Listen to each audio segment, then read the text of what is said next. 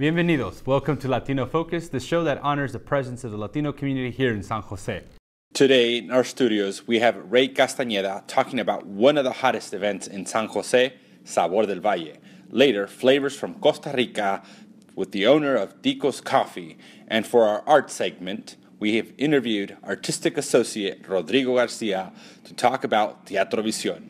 But before we start, let's watch a great salsa performance by two of Arthur Murray's studio instructors. Adelante.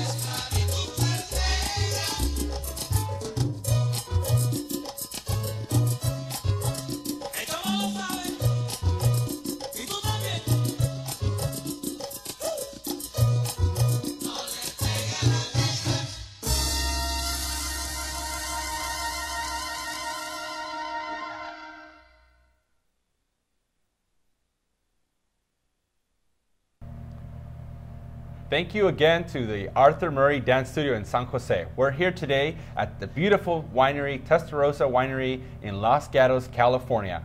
With us, joining us, we have Ray Castañeda, chairman of the board for Sabor del Valle, and also joining us is Joe Brown, the assistant hospitality manager for Testarossa Winery. Before we get started and talk in depth about Sabor del Valle, we have a special treat. Joe is going to share with us a little bit of the history of Testarossa Winery. Joe, can you share the history of how this winery got started? Of course, I'd be glad to. So welcome to Testarossa Winery. We are fortunate enough to be one of the oldest wineries in the state of California. We've actually, the winery's been here since 1888. It used to be run by the Jesuits under the name of the Novitiate Winery. It's been here ever since then. We've actually been going strong since then. In 1997, Testarossa Winery came in, and Testarossa Winery is owned by Rob and Diana Jensen, who were both came from the Silicon Valley background and now have a passion for wine. They decided they want to do that full time. So we've been here since 1997, and we do all sorts of different kinds of winemaking. So the Jesuits used to make the wine for their sacraments. Of course, yeah, and we actually have, you might have seen the novitiate wine label. They used to do a lot of the religious wine and also very sweet kind of dessert style wines. Joe, thank you very much for joining us and sharing some information about Testarossa Winery. We appreciate you having you here on our show. My pleasure, thank you. Back to Sabor del Valle with Ray Castañeda. Ray, can you share with us how the organization got started? Well, actually, about 12 years ago, I was online and I saw this Latino Vintners in Napa, California. So I went to the event, and I always felt from that day that we could do it here in Silicon Valley. It took us a while, so 6 years ago, we started Sabor del Valle, and that's how it was initiated, from a concept and idea that we saw firsthand in Napa, Sonoma. So what does Sabor del Valle do? What is their purpose, and how do they help out the community? Well, what we do is we're a nonprofit, and we raise funds for the underserved in the community. You know, some of the organizations are Teen Challenge Women and Children Center, Rotacare, Valdez Math, and there's others. Great. What is your signature event? How does that look like? I know that you do an event at a venue, and it generates revenue so that you can sponsor and support these nonprofit organizations in the community serving. Walk us through a day. How does that look like? Well, what we do and if, I'm sure a lot of you have been to Mexico, is what we basically do that night is we basically transform everyone to Mexico in the plaza. And this is how we set it up at History Park. We have the mariachis, we have the vintners, and then we have also the caterers, the food, the restaurants. And we set everything up. If you walk in and you go, wow, we're in Mexico, we're in Latin America somewhere. But it's a fun event. Of course, we have music, silent auction. I always felt this, that if you're going to spend $75, $100, whatever it is, you wanted to enjoy it, you want to interact. And this is how I've always believed as being a part of it. You're going to have all the food, all the wine in the world, all the desserts, ice creams, you name it. So it's a day, it's a 4-hour program, but believe me, people leave with a sense that they've never experienced anything like that. And you have exquisite dishes. I mean, just amazing. I've been fortunate enough to attend it. The food's amazing. The entertainment. On average, how many guests do you have attend that evening? On 500. 500. A lot different from the first year. I think we had 100, and 50 of them were friends, so we invited them. But what we do is with the restaurants, again, all the restaurants are local restaurants. Our vintners, most of them are Latinos. Sabor del Valle means a taste of the valley. And what we did is we gave them exposure through this event. And like Ceja, Enrique, Voces, Encanto, Gustavo, who is a legend in the wine industry, Via Vallecito, Testarossa, of course, I think I mentioned. And some of our other ones are the restaurants, or Chachos, Plaza Garibaldi, Chavez Market, Tomato Times, La Piñata, Bowl Night, Mezcal. And they don't give appetizers, like I said earlier, these are full meals. And our corporate sponsors are Comcast, NBC, Telemundo. So it's a program that has been growing. How many wineries participate? Well, this last year it was 13 or 14, I believe, and most of them have been with us several years. I think there were 4 or 5 new ones this year. And what they do is they donate. They love what we stand for. Mm-hmm. We raise funds for the community, the underserved. So the money that's raised from this event goes. You give grants to several nonprofit organizations. Yes, in the we community. do. What are some of the impacts that you've heard that the resources that you've provided these nonprofits, they've been able to, I'm assuming, be able to assist more people in the community, depending on the services that the organizations provide. What are you hearing from your partners? Well, for Valdez Math, I mean, I believe it's $800 per student to enroll in, and you have to qualify to get into the program. There's Latino students that qualify for this program, but they don't have the funds. So like this year, we gave them a $6,000 grant. So how many students did I take? 7 students that qualified but didn't have the funds.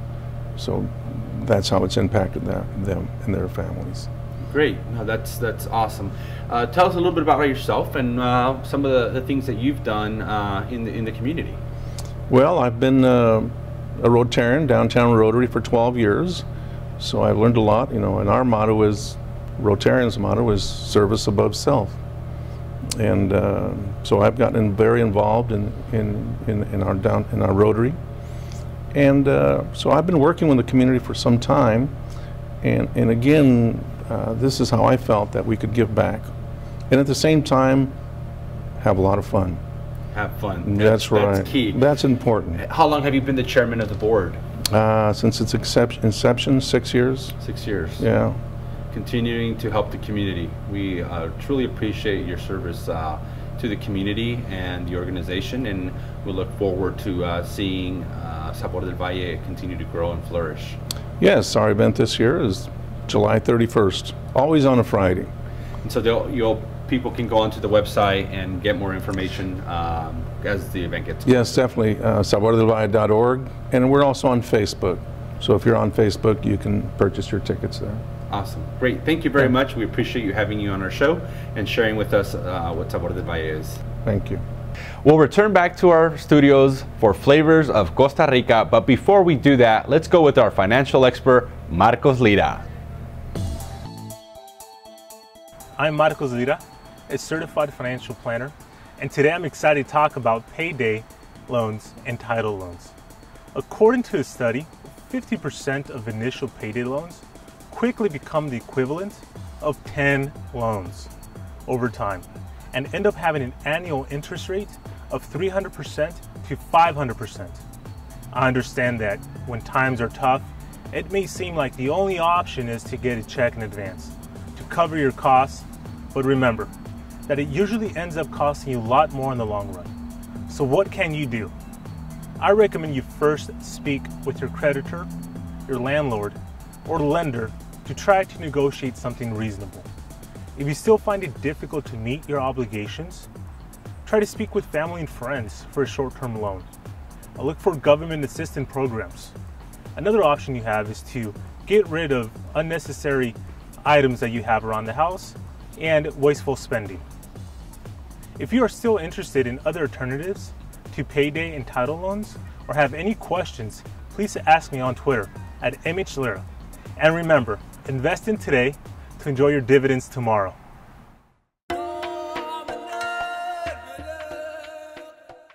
Mariana, thank you for being here with us today to share about Costa Rica and some of the food and beverages that you brought. Before that, can you please share with us what part of Costa Rica you're from? Sure. Thank you for inviting me. I come from Heredia, which is a province north of San Jose, the capital of Costa Rica. Oh, great. Well, tell us about your business, the Tico's Coffee Roasters. Yeah. Tico started about 4 years ago from the idea of providing a delicious and fresh coffee to all people here in the United States. I relocated to California 7 years ago, and for my surprise, there is a lot of coffee culture in a lot of coffee shops, but coffee wasn't really that experience that I was looking for in what I experienced at home. So I wanted to support my customers, which are restaurants, coffee shops, and businesses, with a great experience to their customers in providing them good service. So what was it that got you started to start a coffee roaster company and distribute? The quality of the coffee wasn't what you were enjoying, and the quality of the product and freshness. I committed myself to find the best coffee beans, first of all, and that is thank you to the relationships that we have with the farmers in Costa Rica. I studied agribusiness and I worked with coffee farmers during my university years and after. And that was a great experience. So I wanted to share that with my customers here and also find the best quality for them so their customers and employees can be satisfied. So do you yourself go out to Costa Rica and help hand select the coffee beans that are used in your business? That's right. I travel every year at least once, sometimes twice a year to Costa Rica to select the coffee beans, to come, visit the farmers, meet their families, and really learn who they are and share their work with everybody here in the U.S. I've never been to Costa Rica, but maybe one of these days I should go take a trip down there and you should. and enjoy the beautiful country of Costa Yes. Rica. So your business, you distribute. You don't have retail, but you have this products available to your customers. Yes. How? We don't have retail, and that's a plan that we have down the road. But mostly we serve restaurants, as I mentioned, bakeries, and small and medium-sized businesses all over the Bay Area, from San Francisco to San Jose. And we provide wholesale sizes for them. We also do retail, but in our website and through some specialty stores in the Bay Area. Great. So share with us what you brought a dish here with some amazing looking food, and it's making me hungry. Can you share with us what you brought to share with our viewers? Sure. That's our typical breakfast, and it's called gallo pinto. Gallo pinto. Yes, which is rice and beans. They are fried with onion and some other vegetables. Sometimes people put cilantro as well. We normally serve that with, could be scrambled egg or a fried egg, fresh cheese, sour cream, plantains, which are ripe and very sweet, and tortilla. And the tortilla, Yes. corn tortilla. Is that a typical meal stipend in the Costa Rican? Yes, very much. We eat it a lot as kind of like a side dish, and we called gallos, something that we could be some vegetable or some meat that we put within the tortilla and then we eat it. So kind of like the taco in Mexico. Kind of like that, but tacos is mostly with meat. Mm-hmm. We also put some veggies there. Veggies. Yeah.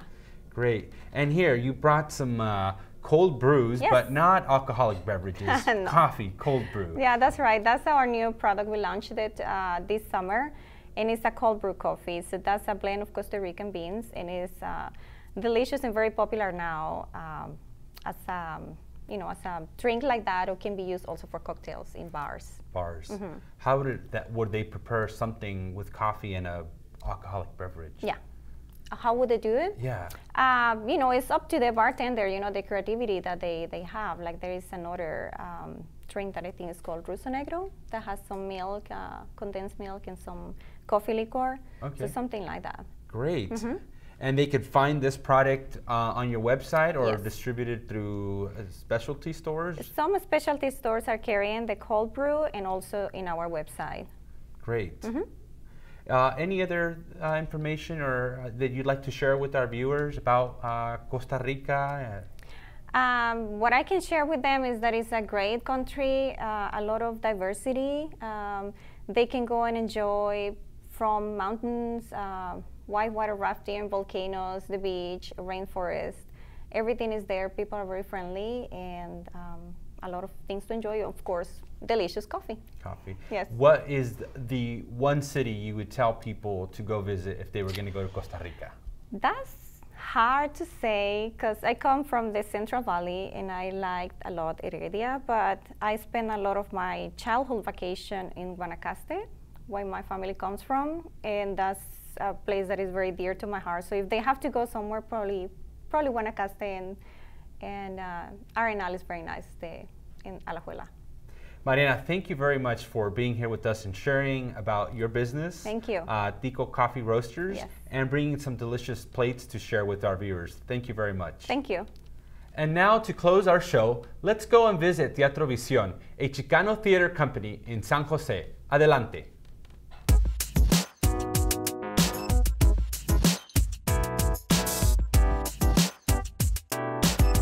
I wasn't exposed to theater when I was a child, but I always liked it to perform. At school, during the festivals, like Dia de las Madres, Mother's Day, or Mexican Independence, or anytime there was a festival, I wanted to be there. And I just liked it to perform. And then, when I was 14, I saw my first show, Jesus Christ Superstar. I fell in love, and that's when I knew that I wanted to be in theater. And that was my first play that I did. I studied theater in Mexico City, where I grew up. My first experience was in a small experimental theater in Tlatelolco. And it was a great experience because I was in a group of people that were very passionate about theater, but they were not looking to make business out of it. They just gathered to do theater.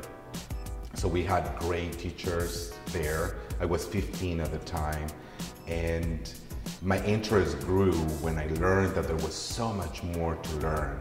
And when I went to high school, I went to an art school that it was part of the National Institute of Fine Arts, where you would take your regular education class, general education classes, and you would take like dance, visual arts, theater, music. I graduated from there with a focus in modern dance and theater, and then I continued doing theater after that.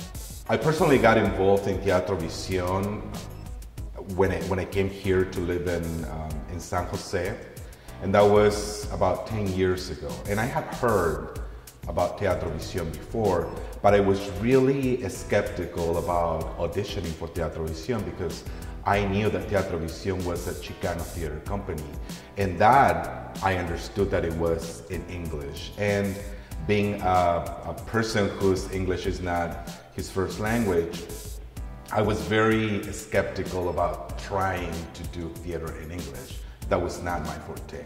So I was afraid of auditioning.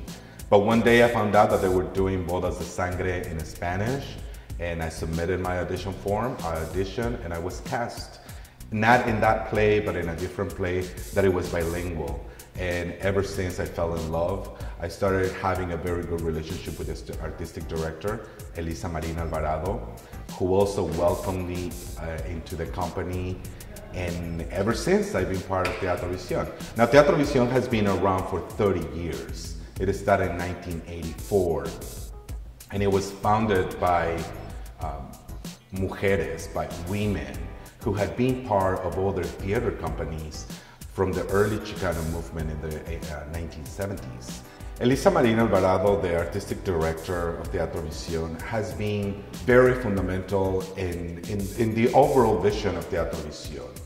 She really aims to bring to the stage works of Latino playwrights that reflect the Latino experience. And when I say Latino experience, I'm talking about those who were born and raised in the United States, as well as those who were born and raised outside of the United States. We have Teatro Visión produce plays that have been already written, but also Teatro Visión has commissioned playwrights to develop new works. And since 2013, we've been producing Macario, which is an adaptation of the Mexican novel by V. Traven. And it has been produced twice, in 2013 and 2014, and we're looking at making it a tradition. Macario speaks of hunger. What does that mean in our context? In the Silicon Valley, where there's a lot of wealth, we think that people have access to everything, but there's a lot of hunger in our communities. And places like Macario serve as a platform to discuss these issues. So that is very, very important in the Teatro Visión work. I got involved with Teatro Visión early on in my acting career. About when I was 17, I got invited to check out a reading and participate in it for a little bit. And that kind of opened the door to Teatro Visión. I was working with other theaters, and that kind of moved me this way. With time, I got to know people, but then I left. I still was acting, and they gave me a call to come try out and check out Macario, and so here I am today. What is it to be the main character? A lot of stress. No, you have to memorize a lot of stuff, but it's fun. We're all kind of working to make the story happen. It's a group effort. Although, yeah, like I said, you have to memorize more, a little bit more responsibilities as far as things that you have to do, carrying the story, but it's nothing more different than being another member of the play. When Macario came around, I thought, oh, I want to be in this, I want to be in this, because one of my favorite books, right? I'm a librarian in the day, by day, I'm a librarian, so I'm like, I love that book, I got to be in this play. So I auditioned again, and I got in. So I was like, yay! My experience with Macario, I'm reprising the role of Chona, which is, I think, she's not a main character by any means, but she is a very important part of this play because of the fact that she kind of makes the bridge between the more wealthy people of the pueblo of Macario and the poorest of the people in Macario. I love meeting new people, all the new actors that come on, especially the children. If you ask them, you know, they probably say, "You're my favorite, Jovita," because, you know, I just want them to grow up with art in their life. I want them to love what they're doing, and I want them to have a passion for this and continue doing this, because I think it helps a person grow and be able to express himself. As a child, I was very shy, very timid, and very sheltered.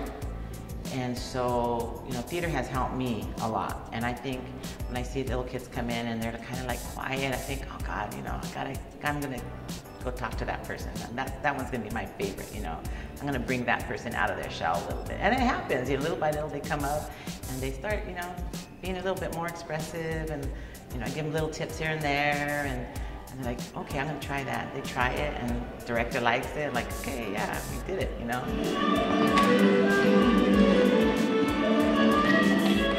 People, especially Latinos, feel a lot of pride when you see our plays. And also, again, these plays serve as the beginning to continue those conversations, to question where are we as Latinos in this context, in the Silicon Valley? What is our role in the United States? And also those who are not Latinos, what are we doing as community to collaborate, to address those issues, such as hunger, issues of mental health, for example, issues of immigration, you know, all these issues that are so current. And yeah, so the auction, the audience always reacts very well. We've had a lot of very good comments from everyone in the audience. That's all for our show today. And remember that in each community, there's beauty and strength. Gracias y hasta pronto.